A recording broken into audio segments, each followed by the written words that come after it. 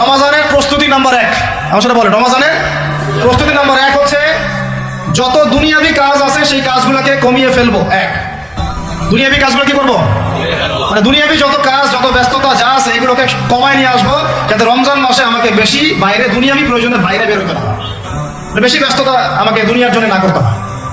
মনে করেন যে আপনি চাইলে এখন যদি সামর্থ্য থাকে রমাদান এবং ঈদের বাজার করে রাখতে পারেন, কারণ লাইলাতুল কদর নষ্ট করে ঈদের বাজার, আর রমজানের অনেক রুহানিয়াত নষ্ট করে দেয় দুনিয়াবি বাজার ঘাট, তাই না? সবার সামর্থ্য হয় না, সবার সামর্থ্য হয় না, কিন্তু বড় বড় যে বিষয়গুলো আছে, বড় বড় খাবার, মৌলিক খাবার, এগুলো আপনি 2 মাসের জন্য বাসায় রাখতে পারেন যদি সামর্থ্য থাকে। সামর্থ্য নাই তাহলে সেটা আলাদা বিষয়।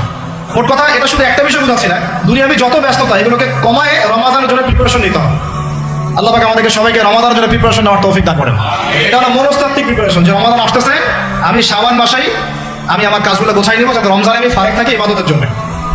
বুদ্ধিমানের কাজ না এটা, আল্লাহ পাক তৌফিক দান করেন, আমিন।